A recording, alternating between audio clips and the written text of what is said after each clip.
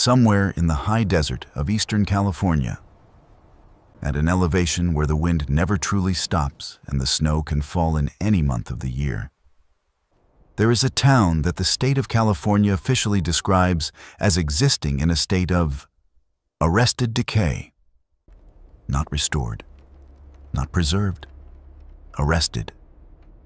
As if the decay itself had been caught in the middle of something it wasn't supposed to be doing.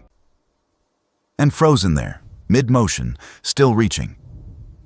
The town is called Bodie, and between the years of 1877 and 1882, it was home to somewhere between 7,000 and 10,000 people, depending on which census taker you trusted. And the census takers in Bodie did not always last long enough to finish their counts. In those 5 years, the body morgue processed more bodies per capita than any other settlement in California. The town had 1 church and 65 saloons. It had a red light district that operated 24 hours a day. It had a Chinatown, a Maiden Lane, a brewery, a slaughterhouse, a bank vault that was robbed so many times the lock was eventually welded shut rather than replaced. And it had a reputation spread from San Francisco to Sacramento to the mining camps of Nevada for being the kind of place where a man could arrive on Monday and be in the ground by Friday without anyone filing a report. Some of that reputation was exaggeration. Mining towns always cultivated a mythology of violence because violence attracted a particular kind of man, and those men spent money. But some of it, the parts that weren't written in the newspapers, the parts recorded only in coroners' logbooks and in the private letters of men who left Bodie quickly and never went back. Some of it was worse than the reputation suggested. There were things that happened in Bodie that the official record buried not because they were unimportant, but because they were inconvenient. Things that connected men of influence in ways that the men of influence could not afford to have connected. What we know today about Bodie is largely what was permitted to survive. Before we continue with the story of Bodie and what it actually cost to build, to break, and to bury, take a moment right now to subscribe to Liturgy of Fear. Hit the notification bell so you never miss an episode. And while you're there, drop a comment telling us what state or city you're listening from. We read every single one. And tonight, we want to know who's out there in the dark with us. Now, let us go back to the beginning. Not the beginning that appears in the tourist brochures, but the real one. The one that started not with gold, but with a man named Waterman Bodie, a blizzard, and a decision that should never have been made. The eastern Sierra Nevada in the late 1850s was not a place that invited settlement. The mountains there rise abruptly from the Great Basin, and the terrain between them, the high desert valleys, the alkali flats, the volcanic tablelands, has a quality of hostility that early settlers often described not as dangerous, but as indifferent. The land didn't want to kill you. It simply didn't care whether you lived or died. And in that indifference, it killed many. And the elevation at which Bodie would eventually sit, 8,300 feet above sea level in the volcanic highlands east of the main Sierra Nevada crest, meant that the seasons there were not the seasons that men from the eastern states or the European continent recognized. Winter arrived not in December, but in October, sometimes in September. It did not depart until May, sometimes June. Snow did not come gently. It came sideways, driven by winds that had crossed hundreds of miles of open desert before arriving at the highlands with nothing left to stop them. The temperature in January could fall to 30 below zero Fahrenheit before accounting for the wind. There was no shelter in the landscape itself. No deep forests, no sheltering valleys.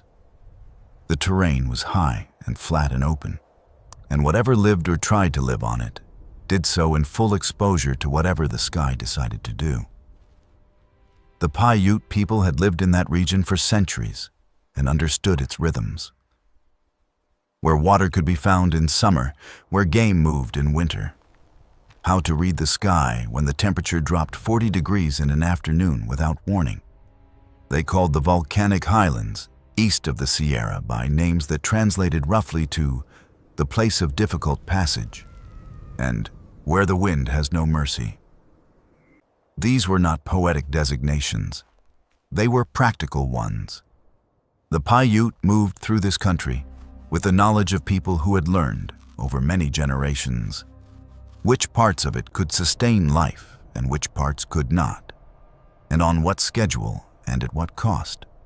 They knew, for instance, that the highland basin where Bodie would eventually stand was not a place to winter. They knew it because their ancestors had tried, and the ancestors had told their descendants what trying had cost. The men who arrived in the 1850s looking for gold did not speak Paiute, and most of them would not have listened if they had.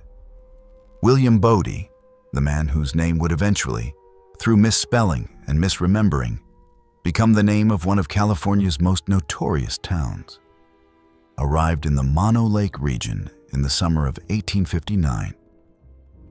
He was a prospector from Poughkeepsie, New York, which is to say, he was a man who had spent most of his adult life chasing something just over the next ridge. He had been in California since 1849, following the original rush, and by 1859, he was 41 years old, trail-worn, and running low on both capital and patience. He had tried the rivers of the Mother Lode. He had tried the gravel bars of the American River and the Feather River and the Trinity. He had worked for wages in the hydraulic operations of the Northern Sierra and saved enough to strike out on his own again, and then lost that saving in a claim that yielded nothing and had started again.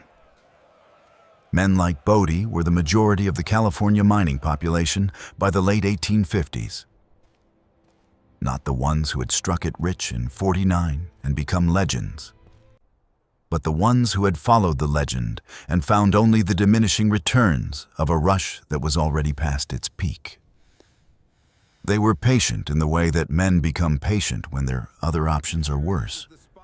He had partners, as most prospectors did. Men whose names the historical record treated with less care than it treated Bodie's, which is to say they were remembered incompletely and then forgotten. One was a man called Black Taylor, who may or may not have been born into slavery and freed before reaching California, depending on which account you trusted. Another was a French-Canadian whose name appears in some records as Doré, and in others simply as the Frenchman. Both men were experienced in the rough mechanics of high country prospecting.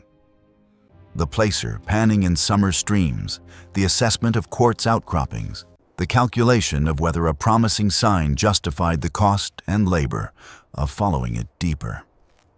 In late July of 1859, Bodie, Taylor, and Doré discovered placer gold in a ravine in the highlands about 80 miles north of Mono Lake.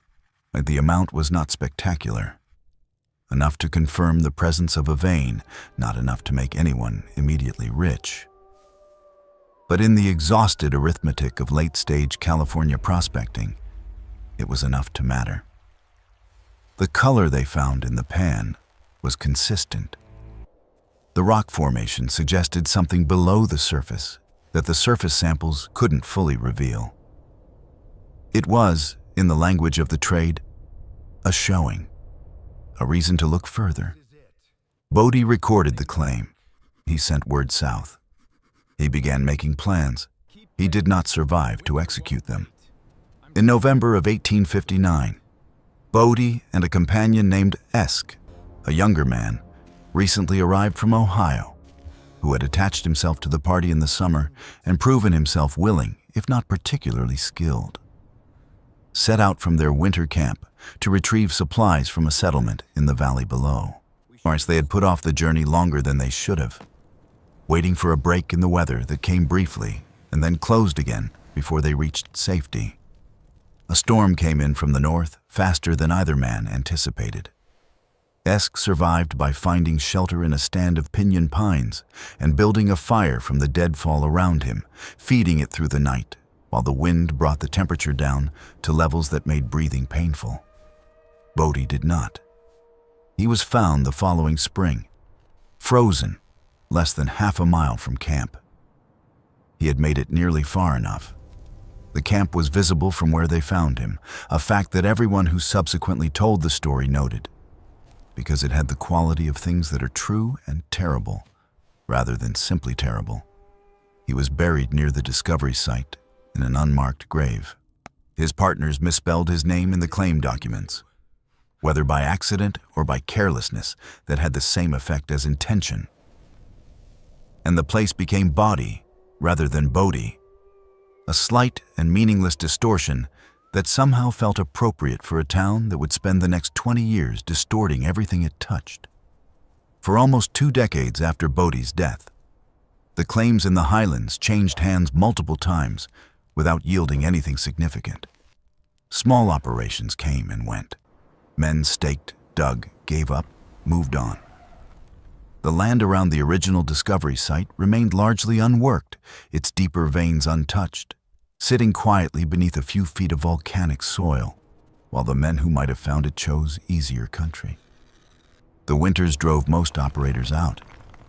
The cost of supplying an operation at that elevation, on over roads that were impassable for 5 months of the year, made the margins on low-grade ore impossible.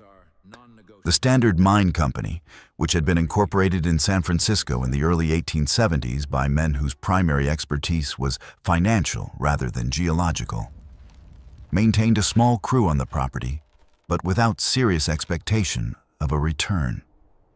It was the kind of investment that wealthy men made when they had money to lose, and a theory about what the rock might contain, understanding that most such theories proved wrong and hoping this one would prove otherwise. Then, in 1876, a mine shaft collapsed. The Standard Mine's operations had included, in the years before the collapse, a series of exploratory shafts driven into the hillside at various angles and depths, on following what the company's geological advisor, a man from San Francisco who visited twice a year and spent the rest of his time in an office, believed were the most promising structural indicators.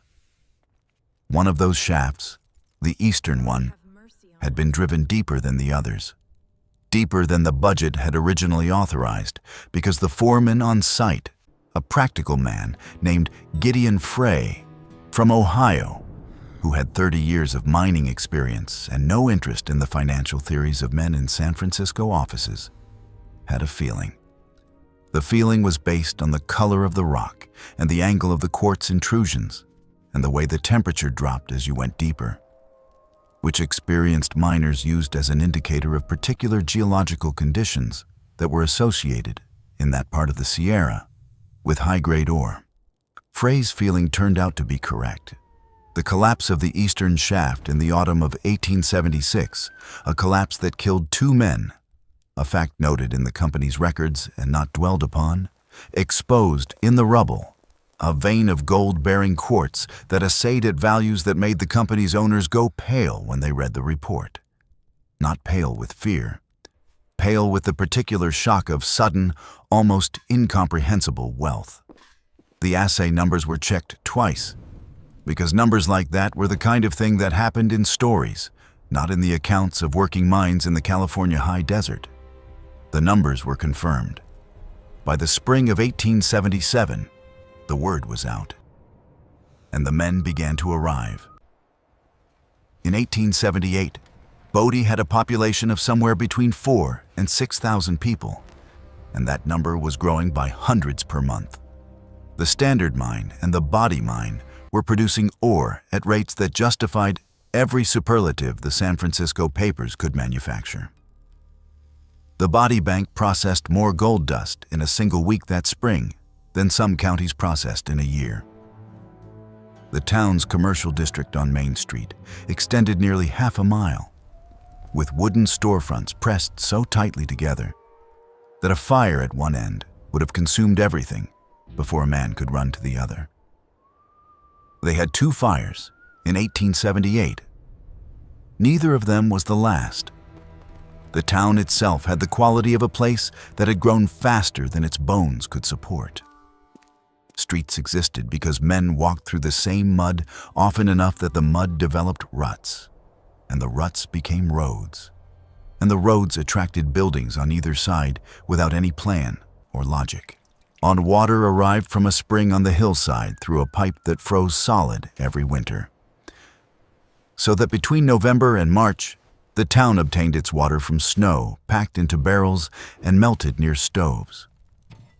A process that was both laborious and ineffective, since the barrels were rarely clean and the snow was rarely free of whatever the wind deposited in it during its crossing of the volcanic flats to the east. The sanitation arrangements were what a man who had lived in any established eastern city would have described, charitably, as provisional. In summer, the smell from the alleys behind the commercial district carried as far as the residential areas on the hill, and men who had grown up in places with sewers wrote home to their families describing Bodie in terms that their families did not always believe, because the descriptions were too extreme to seem credible. The violence in Bodie during its peak years was not merely anecdotal. It was structural. The town had more than 60 establishments that sold alcohol. It had an opium trade, a gambling economy, and a floating population of men who had no stake in the community's future because they did not expect to remain long enough to have one. The justice system, such as it was, consisted of a sheriff whose jurisdiction was technically Mono County, but who was physically located 30 miles away in Bridgeport. A town marshal who was replaced 8 times in 4 years for reasons ranging from corruption to incompetence to death. And a justice of the peace who held court in a room above a saloon and whose rulings were occasionally enforced and occasionally not, depending largely on whether the defendant had friends who were better armed than the plaintiff's friends. To live in Bodie in 1878 was to exist in a condition of continuous low-level alarm. The sounds of the town at night. And the town had no real night, because the saloons ran until dawn and the mills ran around the clock, their stamps pounding the ore in a rhythm that those who lived in Bodie long enough stopped hearing the way people stop hearing the clock in a room they've occupied too long. Those sounds included, with a regularity that ceased to be remarkable, gunshots, sometimes distant, sometimes close, sometimes followed by shouting, by the sound of boots on wooden floors, by the particular quality of silence that followed sudden violence in a space full of men who were deciding whether to involve themselves or not. The newspapers of the era, both local and in San Francisco, covered Bodie's violence with something that looked, at a certain distance, like horror. But that was actually closer to commercial enthusiasm. Stories of shootings sold papers. Stories of robberies sold papers. The town had developed a reputation, cultivated, exaggerated, but rooted in enough truth to maintain itself, as the most dangerous settlement in California, a designation that attracted a particular kind of man and repelled the kind of family that might have stabilized it. The particular story of a man named Patrick Fahey, which circulated through the California press in the summer of 1879, sold a great many papers, and then, with unusual speed, stopped being mentioned at all. Patrick Fahey was 34 years old in 1879. He had come to Bodie from Virginia City, one in Nevada, where he had worked as a shift supervisor in the Comstock mines long enough to save a sum of money that he then lost in a speculation that he ever after refused to discuss in detail. He arrived in Bodie in the spring of 1878, with nothing but his tools, his experience, and a reputation among mining men as someone who understood geology with an almost uncommon precision. The kind of man who could look at a rock face and describe what it was doing 50 feet beyond where the candle reached. He was, by the accounts of the few people who knew him in Bodie and who later spoke about him, a deliberate and private man He did not frequent the saloons except occasionally, when the cold was particular and the rooming house was insufficiently warm. He did not gamble. He attended no church, on which in 1878, Bodie meant he attended the same institution as the majority of its residents. He was Irish, born in County Clare, raised in Philadelphia, shaped by the particular combination of Catholic sensibility and American practicality that characterized the generation of Irish-American men who had come of age in the decade after the famine. He was a man who took notes. This was, in itself, unusual enough among mining men that his colleagues remarked on it. He carried a leather-bound notebook, small enough to fit in his coat pocket, thick enough to hold months of observations. And he used it constantly, recording the dimensions of rock faces, the angle of ore intrusions, the temperature and air quality at different depths of the shaft, the discrepancies he noticed between what he observed and what the official maps of the mine's workings depicted. The discrepancies were, at first, what geologists would call normal, minor variations between the idealized picture that a map represents and the actual, irregular reality of rock under the earth. Rock does not follow lines, or does not conform to the angles at which engineers draw it. A certain amount of divergence between map and reality was expected and unremarkable. But the discrepancy that Fahey found in the late summer of 1879 was not the ordinary kind. He hired on at the Standard Mine, and within 6 months he was a shift foreman, which was a significant advancement for a man without local connections. His supervisors, particularly the mine superintendent, a man named Calvin Pratt, who had come west from Pennsylvania with a degree in mining engineering from a school that no longer exists, and who managed the Standard's operations with a combination of technical competence and political sophistication that kept San Francisco's investors satisfied and Bodie's miners from organizing, recognized Fahey's practical knowledge and used it. Fahey knew where the ore was. He had a gift for it that Pratt, for all his formal education, could not replicate. The problem was that Fahey also knew other things. In the early autumn of 1879, Fahey wrote a letter, which has survived partially because a portion of it was entered into a county proceeding that was itself only partially preserved, in which he described what he had discovered in the lower levels of the Standard Mine's eastern shaft. He did not describe it clearly, which may have been deliberate caution or may simply reflect the fact that he did not yet fully understand what he had found. But what he described, in the language of a man who chose his words with the deliberateness of someone who understood they might be read by hostile eyes, was evidence that ore samples from a particular section of the mine had been systematically underreported. Not by accident, not by the ordinary slippage of record-keeping in a busy operation. Systematically, deliberately, in a pattern that, if Fahey's interpretation was correct, had been running for at least 2 years and had diverted a significant and as yet uncalculated sum from the mine's public shareholders to persons unknown.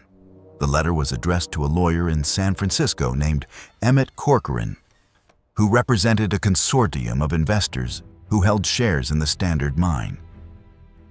Corcoran received it. We know this because he later said so in a deposition. But he did not immediately act on it, and his explanation for the delay was that he wanted to verify the claims before bringing them to his clients. Patrick Fahey did not give him time to verify anything. On the night of October 14th, 1879, Fahey was found dead in the alley behind the Occidental Hotel on Main Street. The alley was one of the narrow service passages that ran behind the commercial buildings, used during the day by delivery men and at night by men who preferred not to use the front entrance of establishments whose front entrances implied a kind of public commitment they were not prepared to make. It was dark. The town had no gas lighting in the alleys, and the light from the saloon windows on Main Street did not reach around the corners. The cold that night was the particular cold of an October in the eastern Sierra, which sits in the lungs differently than the cold of lower elevations, drier, sharper, smelling of nothing, which is its own kind of wrongness. The official finding was that he had been shot during a robbery. His wallet and his watch were missing. And while the town marshal at the time, a man named Rufus Strand, opened an inquiry, that inquiry produced no arrests and was formally closed within 3 weeks. The San Francisco papers ran the story for 2 days. Then they ran nothing. What they did not run, what no paper ran at the time, although several journalists later claimed to have been aware of it, was the fact that Patrick Fahey had not been carrying his wallet that night. His landlady, a widow named Agnes Corrigan, who ran the rooming house on Fuller Street where Fahey had boarded for 14 months, told the inquest that Fahey had left his wallet in his room that evening because he had told her he was only walking to the assay office and back. She had seen him go. She had noted, as landladies note things about the men in their care, that he had seemed preoccupied, not frightened, she said, but the way a man seems when he is carrying something in his mind that is too large to set down. He carried nothing but his notebook, a small leather-bound notebook that he used for his geological observations, and that, unlike the wallet and the watch, was never found. The notebook. That is the detail that keeps appearing in the edges of this story, mentioned and then abandoned. The way a name keeps surfacing in a document that was not supposed to contain it. Corrigan told the inquest about the notebook. The inquest noted her testimony and moved on. Corcoran, the San Francisco lawyer, mentioned it in his deposition and then clarified, when pressed, that he had never seen its contents and could not speak to its significance. A mine worker named Thomas Healy, who had been Fahey's closest associate at the Standard and who had been present at the eastern shaft the day Fahey made his discovery, testified before the same inquest that he too had seen Fahey take notes in that notebook on the day in question. Healy left Bodie 3 months after the inquest. He went to Oregon, and according to a letter he sent Corrigan, and after that the record of Thomas Healy ends. The notebook was never found. The inquiry was closed. The Standard mine continued operating. And in the spring of 1880, Calvin Pratt, the mine superintendent, Fahey's superior, the man with the engineering degree, purchased in cash a substantial house in San Francisco's Nob Hill neighborhood. The purchase price was recorded in the public property records. It was a number that did not align easily with the superintendent's salary, even a generous one. No one asked him about it publicly. No one seems to have asked him about it at all. The years between 1880 and 1882 were Bodie's apex. The Standard mine alone produced millions in gold during those 2 years, and the town that had grown around it reached what contemporaries called its fullest and most terrible flower. A phrase used by a Methodist minister named Elias Drummond, who arrived in Bodie in the summer of 1880 to establish a congregation and spent most of the next year writing letters home to his bishop that grew progressively more desperate in tone. Drummond's letters have survived in their entirety in the archives of the Methodist Episcopal Church. They constitute, inadvertently, one of the most vivid first-person accounts of Bodie at its peak. Not because Drummond was a particularly skilled observer, but because he was a man who was genuinely shocked by what he saw and had not yet learned to moderate his shock for an audience.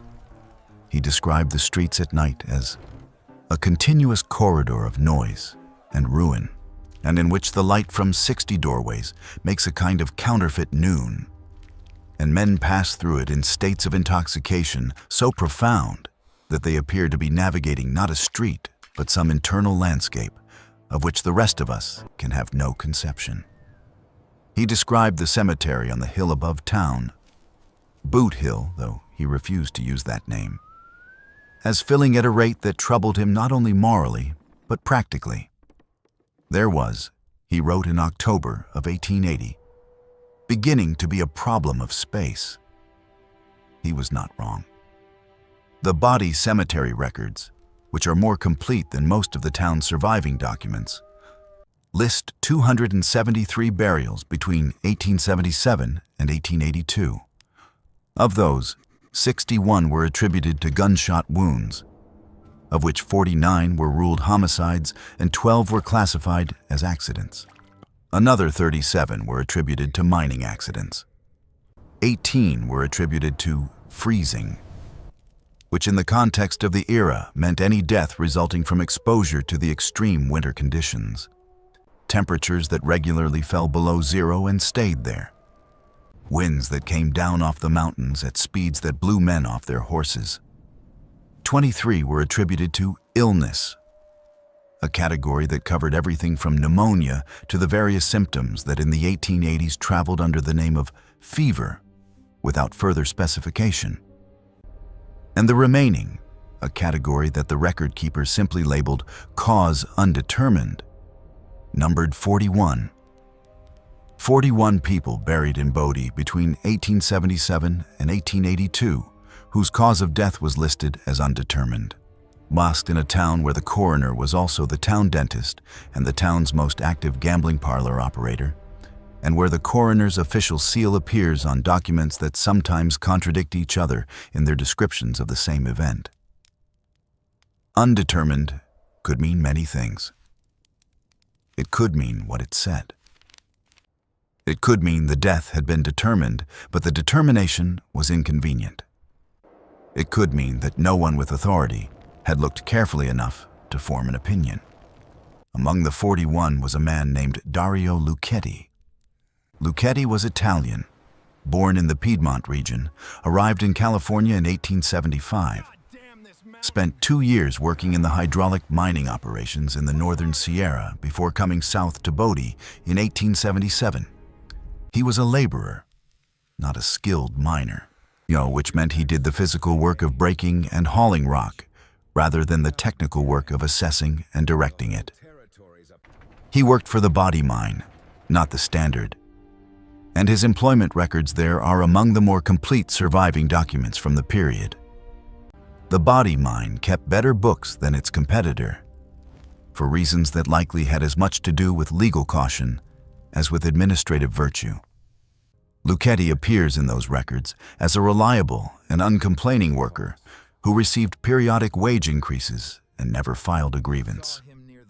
He also appears, and this is where his story becomes less ordinary, in the private account book of a man named Samuel Obergfell, a merchant who operated a dry goods store on King Street and who maintained, in addition to his business ledger, a second, a smaller notebook in which he recorded personal debts, favors, and what he called, in his ornate mid-century German script, matters of weight. Obergfell's second notebook was discovered in 1923 in the back room of a building in Bridgeport, California, by a woman who was clearing out property that had belonged to her deceased uncle. She gave it to a local historian, who transcribed the portions of it before the original was lost. And those transcriptions are held today in the collection of the Eastern California Museum in Independence. In September of 1881, Obergfell's notebook records a conversation with Lucchetti. The record is brief.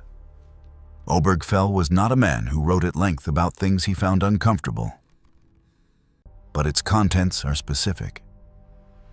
Lucchetti had told him something about the Bodie mine's lower tunnels, and something that Obergfell describes only as the matter concerning the Chinese workers and the passage they were made to use.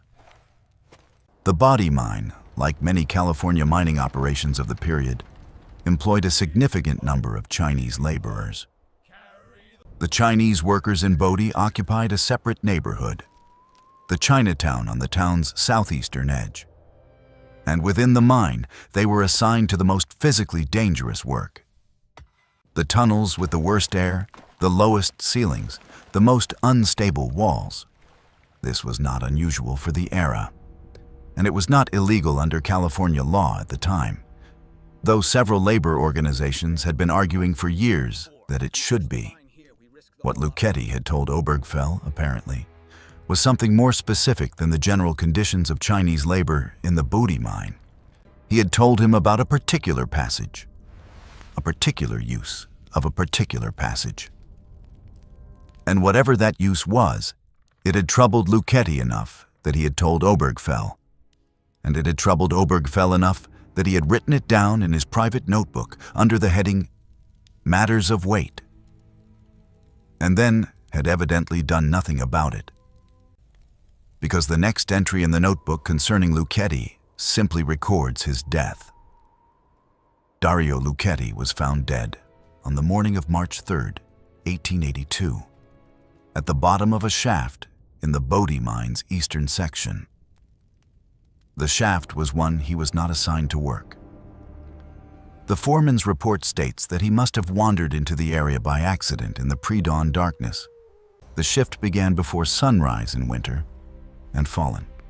The depth of the shaft was sufficient to ensure that the fall itself was the cause of death. The coroner's determination was accidental death. It was recorded as undetermined in the cemetery records, which may indicate a clerical error or may indicate something else, but the discrepancy was never investigated. Obergfell noted it in his private book. He wrote, "Luchetti is dead. The matter he described is now, I think, beyond my ability to pursue. I will say no more of it here." He never did. The decline of Bodie did not happen all at once. It happened the way all such declines happen, in phases, each of which felt, to the people living through it, like a temporary setback rather than the beginning of an end. The ore grades at the Standard and the Bodie mines began dropping in 1882. Not precipitously, gradually, the way a tide goes out, so slowly that you don't notice it's gone until you're standing in mud. The mill runs that had been producing $20 of gold per ton dropped to 15, then to 12, then to numbers that made the accountants in San Francisco begin to ask questions that the men in Bodie did not want to answer. By 1883, the population had dropped by half. By 1885, it had dropped by half again. The saloons began closing, not all at once, but one by one. The ones with the highest rents going first, the ones on the edges going next. The Chinese laborers, who had no financial stake in the town and no reason to stay once the work dried up, left in organized groups for San Francisco and Sacramento. The red light district contracted to a single street and then to a handful of houses that operated quietly and without ceremony. The Bank of Bodie closed in 1884, taking with it whatever records it had maintained about the financial movements of the mine companies and their officers. Calvin Pratt, the Standard Mine superintendent, had already been gone for 2 years by then. He had resigned in the fall of 1882, citing personal considerations, and had returned to his Nob Hill house in San Francisco, where he lived comfortably for the rest of his long life. He gave an interview to the San Francisco Chronicle in 1891 on the occasion of his appointment to the board of a new Nevada mining concern, in which he described his years in Bodie as formative and challenging in ways that built character. The interviewer asked him about the town's violence. He said it had been exaggerated. The interviewer asked him about the Standard Mine's production records. He said they had been exemplary. The interviewer did not ask about Patrick Fahey. The interview was published on a Sunday. It was, by all accounts, well received. Emmett Drummond, the Methodist minister, left Bodie in the spring of 1883. He went to a congregation in Stockton, and then to one in Sacramento. And in his final years of active ministry, he gave several lectures on the subject of mining town morality that were notable for what they omitted. He spoke at length about the drinking, the gambling, the violence in abstract terms. He never mentioned Patrick Fahey. He never mentioned Dario Luchetti. He never mentioned the specific content of the conversations he had recorded in his own private correspondence, which he appears to have burned before his death in 1909. Agnes Corrigan, Fahey's landlady, stayed in Bodie longer than most. She converted her rooming house into a boarding house, and then, as the population shrank, into a private residence. She is listed in the 1890 census as one of fewer than 300 people still resident in Bodie. She died there in 1897. In a town that had by then shrunk to a skeleton, a few dozen holdouts, a mine or two still producing fitfully. The buildings already beginning to show what would become their characteristic quality of preserved collapse. She left upon her death a small collection of personal effects and a letter that was addressed to no one and sealed with wax. The letter was found among her things by the man who had been hired to clear the property, a drifter named Cole Renner, who had arrived in Bodie looking for winter work and stayed 6 months. Renner could read, which placed him in a minority among the men doing that kind of labor in that period. And he read the letter before deciding what to do with it. What he did with it, ultimately, was give it to a woman in Bridgeport named Ida Sargent, who was the wife of the Mono County recorder and who had taken an interest in collecting documents from the declining settlements of the region. Sargent held the letter for many years and showed it to several people without making its contents widely known. After her death, it passed to her daughter, and after the daughter's death, to a historical collection. But which collection is a matter of some confusion, because the letter appears in 2 separate inventories from the early 20th century, and in neither inventory after 1931. The contents of the letter, as described by the people who read it before it disappeared, were as follows. Agnes Corrigan wrote that in the weeks before Patrick Fahey's death, he had told her something that she had not repeated at the inquest because she was afraid, and that she was writing it down now because she was old and there was no one left to be afraid of. Fahey, she wrote, had found in the lower levels of the Standard Mine's eastern shaft a secondary passage, unmarked, not appearing on any official map of the mine's workings, that connected to a section of the mine's infrastructure that was designated on internal company documents as an ore processing auxiliary. He had followed this passage and had discovered that the auxiliary was not an ore processing facility at all, but a storage space, a large and a reinforced chamber, in which there was machinery that Fahey, with his extensive knowledge of mining operations, identified as equipment for the systematic segregation and diversion of high-grade ore before it reached the mill. In plain terms, a skimming operation. High-grade ore was being pulled from the rock before it was weighed and recorded, diverted through the secondary passage, processed separately, and its value recorded nowhere in the company's official books. The gold it produced went somewhere. The Standard Mine's shareholders, many of them ordinary investors in San Francisco who had bought shares on the public exchange, never saw it. Fahey had found this.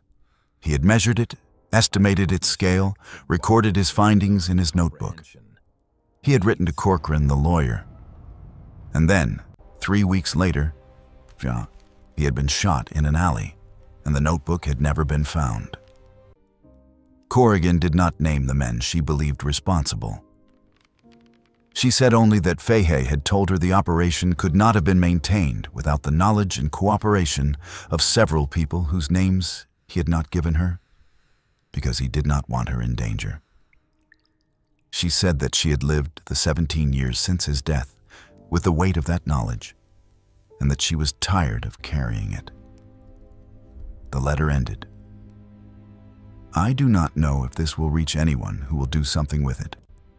I suspect it will not. Things like this have a way of becoming old news before they become known news. But I have written it.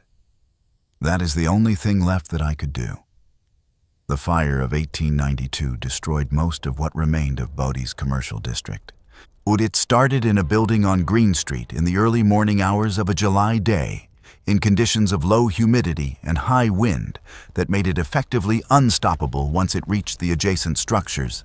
63 buildings burned. The town's population at that point was small enough that everyone who wanted to watch did so from a safe distance, and no one died, which was a different kind of miracle than the miracles Bodie had been accustomed to in its prime. What burned in 1892 included the office of the Bodie Free Press, which had been the town's newspaper during the peak years and had, in the course of its publication, accumulated a library of back issues, correspondence, and unpublished materials. All of it was gone by morning. The editor at the time, an elderly man named Frank Overton, who had been running the paper for 15 years on the strength of local inertia and personal stubbornness, told the Bridgeport Chronicle that he had lost, among other things, a file of documents he had been intending to do something with. He did not specify what the documents were. He was asked, and he said only that they were things that had been sent to me over the years by people who wanted something done, and then thought better of wanting it. He was 71 years old. He died the following winter. Whatever he had been intending to do with those documents went with him. The fire of 1892 is documented. The fire of 1932, which destroyed a second substantial portion of the town, is also documented. That fire was determined to have started in a building that housed the equipment of the last remaining mining operation, an outfit called the Roseclip Company, which had been attempting to extract value from the old tailings using a cyanide leaching process that was new technology for the era, and that, in the hands of undercapitalized men working in the wrong season, turned out to be dangerous technology as well. The Roseclip fire burned for 2 days. It destroyed several buildings that had survived the 1892 fire, including the old assay office and the remains of the structure that had been the Standard Mine's administrative headquarters. A historian from Berkeley named Marcus Aldrich, who had been studying Bodie since the mid-1920s and had visited the town multiple times to photograph and catalog surviving structures, wrote in a letter to a colleague that the 1932 fire had destroyed several items he had previously identified as potentially significant, including, he mentioned with a particularity that suggests that he had thought carefully about what he was saying, the contents of a locked room in the Standard building that I had been unable to gain access to, and that the owners had refused to allow me to examine. Aldrich's letter is held in the Bancroft Library at the University of California, Berkeley. It is part of a collection of his research materials. The letter is dated 6 weeks after the 1932 fire. The locked room he described is not mentioned in any other document associated with the Bodie historic site. By the 1940s, Bodie had dwindled to a population of fewer than 20 people. The last full-time residents left around 1942 had driven out by a combination of wartime labor demands and the simple mathematics of a town that had no economic reason left to exist. The buildings remained. The wind kept moving through them. The winters kept doing what winters at 8,300 feet always do: settling into the wood, working at the foundations, finding the cracks. The state of California designated Bodie a state historic park in 1962. The official designation uses the phrase arrested decay to describe the preservation philosophy, which means the buildings are maintained in the condition they were found, allowed to continue their slow deterioration without restoration, stabilized against collapse, but not renewed. It is, when you think about it, an unusual approach to preservation. The acknowledgement that something is falling apart, combined with the decision to let it keep falling apart, just more slowly. The Standard Mine's eastern shaft, the one where Patrick Fahey made his discovery in 1879, is not part of the state park's accessible area. It is listed in the park's internal documentation as structurally unsafe for visitation and is fenced off.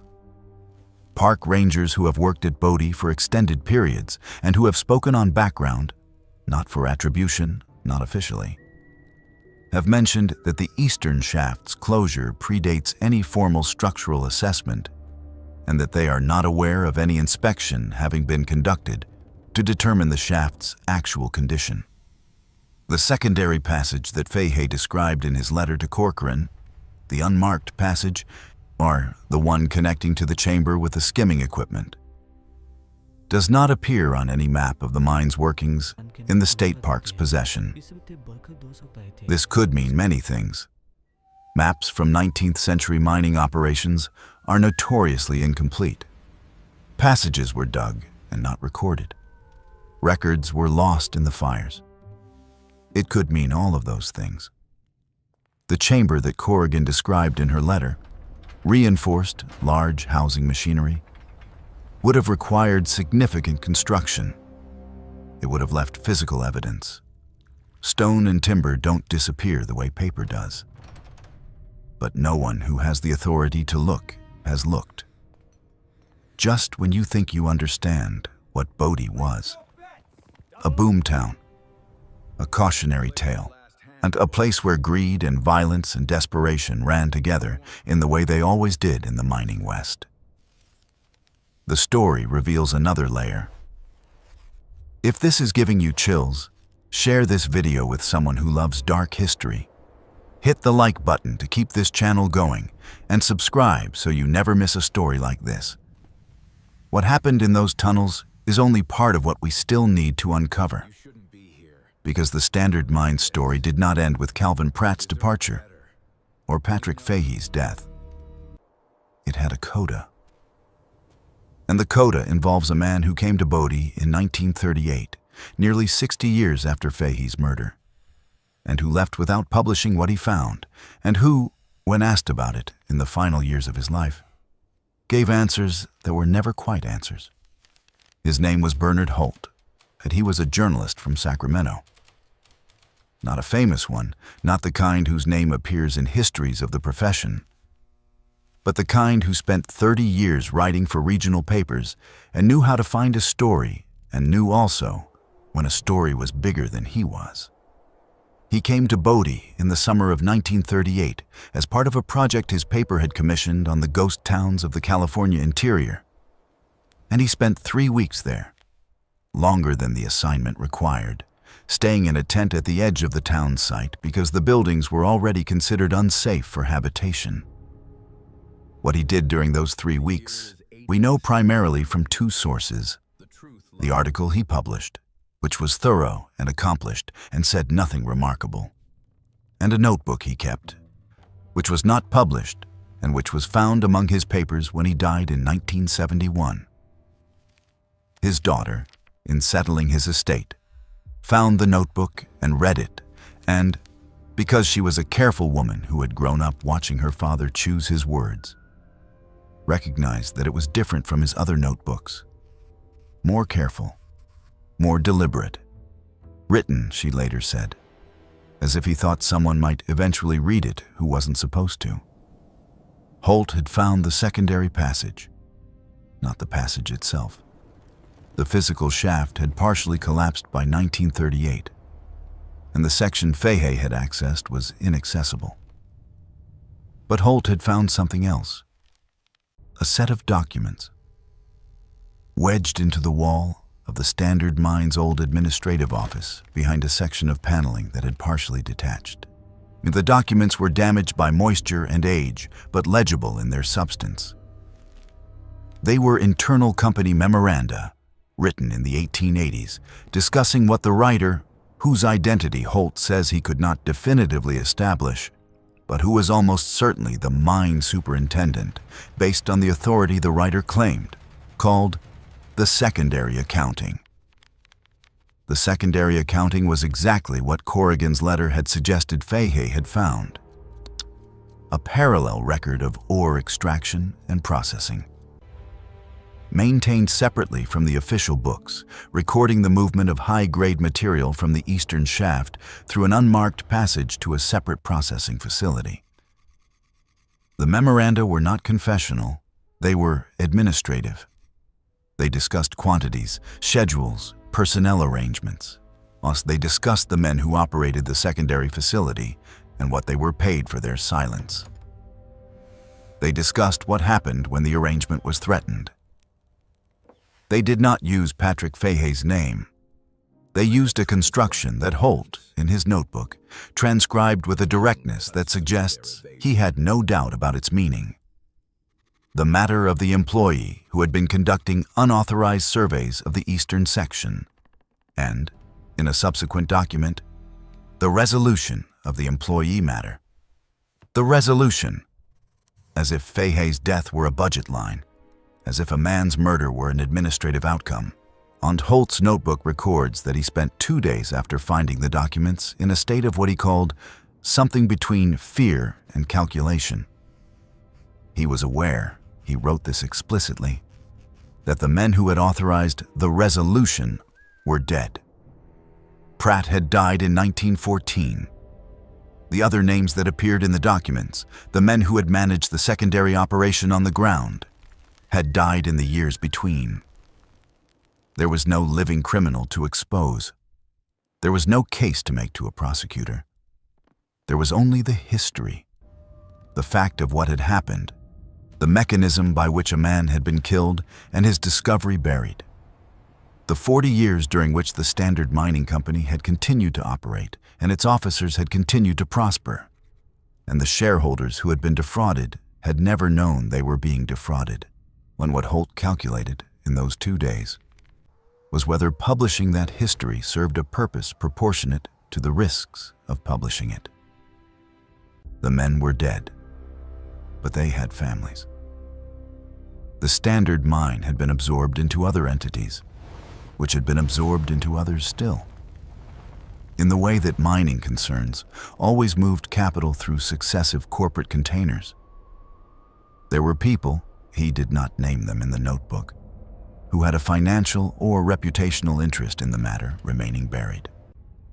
And there were people in positions of authority, again unnamed, who he had reason to believe would prefer that the story not be told. He published the Ghost Town article. It was well received. It said nothing about the documents. He took the documents with him when he left Bodie. He kept them for 33 years, until his death. His daughter found them with the notebook. She read them. She put them back. She told one historian, in a conversation in 1979, that she had decided to let her father's decision stand, because he had lived with it longer than I have, and he knew things I don't. She died in 1994. The documents and the notebook were a part of his estate, which was handled by an attorney whose records are not publicly accessible. Whether the documents survive and in whose possession is not known. What is known, what the documented record, partial and fragmented as it is, allows us to say with confidence, is this. Patrick Fahey found something in the Standard Mine's eastern shaft in 1879 that threatened powerful men. 3 weeks later, he was dead. The notebook in which he recorded his findings was never recovered. The men responsible for his death died wealthy and respected. The company that employed them continued operating for decades. The fires of 1892 and 1932 destroyed much of what remained of the administrative record. A journalist found evidence of the fraud in 1938 and chose not to publish it. The evidence passed out of public reach and has not been seen since. And beneath Bodie, in the eastern section of the Standard Mine, in a shaft that has never been formally assessed for the structural safety that is the stated reason for its closure, there is a passage that appears on no official map. It is still there. The rock doesn't burn. Today, Bodie receives approximately 200,000 visitors a year. They walk the wooden boardwalks of a town that stopped in 1942 and has been stopping ever since, slowly, incrementally, for it's in the way that things stop when no one decides to stop them, but no one decides to maintain them either.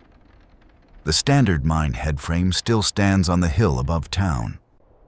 You can see it from the main road as you approach, rising against the eastern Sierra sky with the particular silhouette that mining infrastructure has.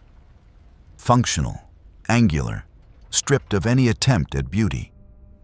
The park's interpretive materials describe Bodie's history in terms of boom and bust, of human ambition and natural forces, of a town that rose quickly and fell just as quickly and left behind a lesson about the transience of wealth. The materials mention the violence in measured terms, noting the high rates of death, the 65 saloons, the reputation that kept respectable families away. They mention several of the documented killings, the famous ones, and the ones that made the papers and became part of the town's mythology. They do not mention Patrick Fahey. They do not mention Dario Lucchetti. They do not mention the 41 people buried in the Bodie cemetery under the designation Cause Undetermined. There is a docent program at the state park, staffed by volunteers who know Bodie's history with an intimacy that comes from years of study. Several of them, in conversations with researchers and journalists over the decades, have mentioned that the eastern shaft's closure has always struck them as unusual, that the rationale for it has never been clearly explained, that requests to have it professionally assessed have been met with what one longtime volunteer described carefully and as a lack of urgency that I find hard to attribute entirely to budget constraints. The state of California maintains Bodie in arrested decay. The phrase is apt in ways that may not have been fully intended. Decay arrested, caught in the act, stopped before it could complete itself, held in a condition of permanent incompleteness, where the ending is always approaching but never arrives. The buildings lean. The wind works through the gaps. In winter, when the tourists are gone and the roads are impassable and the town returns to the silence it had in the decades before anyone arrived looking for gold, the only sounds are the ones the wind makes and the ones the settling timber makes as the cold contracts it and the structures remember, in whatever way structures can remember, what they once contained. The standard mine headframe stands above all of it. It has been standing for 140 years, through the fires and the winters and the slow departure of everything and everyone that once gave it a reason to stand. Below it, the eastern shaft descends into the dark. The passage goes where it goes. The chamber at the end of it, if it is still there, holds what it holds. Some things, once buried, resist excavation not because they are unreachable, but because the people with the power to reach them have decided, generation by generation, that the cost of what they might find is greater than the cost of leaving it where it is. Patrick Fahey knew something. He tried to tell someone. He died for trying. That is not a ghost story. Ghosts are comfortable. Ghosts are things we can dismiss in the daylight. This is something else. This is the record. Partial, damaged, interrupted at every critical juncture by fires and disappearances, and the deliberate choices of men who understood exactly what they were doing when they chose silence. This is the shape of what happened when wealth was large enough, and men were ruthless enough, and institutions were compliant enough, that a murder could be wrapped in the ordinary paperwork of a mining town and left there to yellow for a century and a half. Bodie did not refuse to stay dead. Bodie was never allowed to be fully alive, not in the sense of the full accounting, the complete record, the unredacted version of what happened in those shafts and in those back rooms and in that alley behind the Occidental Hotel on the night of October 14th, 1879. The town is still there. The shaft is still closed. The passage appears on no map. And somewhere, in a collection, in an estate, in a box, in a room that no one has opened since 1994. There are documents that a man spent 33 years deciding not to publish, and a notebook in which he wrote down everything he found and everything he feared. This mystery shows us something we would prefer not to know about the past. That the mechanisms of concealment were not exceptional, but ordinary. Not the work of unusual evil, but of ordinary self-interest, operating in conditions where no one with power had any reason to object. What do you think really happened in that eastern shaft? Do you believe everything about Bodie has been told, or is there a version of this story that no one has been permitted to tell? Leave your comment below. If you enjoyed this and want more stories like it, stories where the horror is real because the people were real and the choices they made were the choices that people actually make, subscribe, hit the notification bell, and share this with someone who thinks they know American history. There are always rooms we haven't looked in yet. We'll see you in the next one. Some days feel off, like I'm standing but still falling. A little pain, a little tired, and no one to tell it all to. There are days that feel unsteady, like I'm drifting out of place. Every step just feels so heavy, with a smile I have to fake. A little hurt I keep inside me, a little weight I always hide, and 1,000 quiet worries I've been holding deep inside. There's no one here to tell it to, no one who would understand. So I carry all these feelings like they're slipping through my hands. A little broken, little lost, trying hard to just get through. All these nights I stay awake with everything I never say to you. I keep walking through the silence like it's all I've ever known.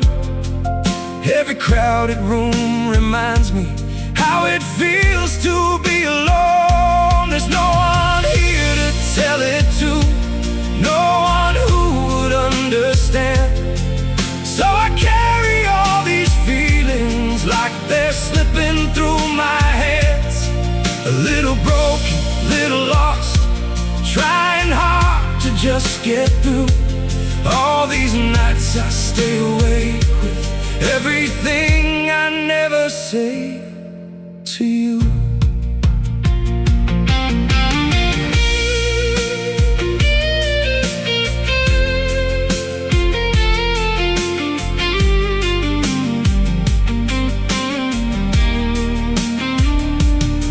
Maybe one day I'll be stronger, maybe I'll learn how to speak, but for now I keep it buried in the parts of me too weak. There's no one here to tell it to, no one who would understand. So I carry all these feelings like they're slipping through my hands. A little broken, little lost, trying hard to just get through. All these nights I stay awake with everything I never say to you.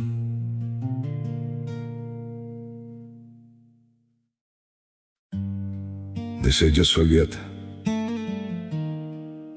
move on like it's easy. But forgetting you feels like remembering someone I've never seen.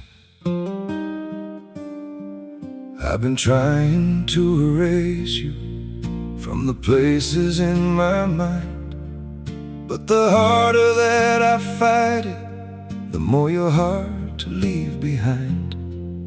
Every memory keeps slipping through the cracks I try to close. like a face I should remember, but somehow never know. Forgetting you feels impossible, like chasing something I can't hold, like trying to remember someone that I've never even known. I keep reaching through the silence for a past I can't undo, 'cause letting go of what we had feels like losing something true. Every moment turns to fragments, every thought just fades to blue, like I'm searching for a feeling that still only leads to you. Forgetting you feels impossible, like chasing something I can't hold, like trying to remember someone that I've never even known. I keep reaching through the silence for a past I can't undo, 'cause letting go of what we had feels like losing something true.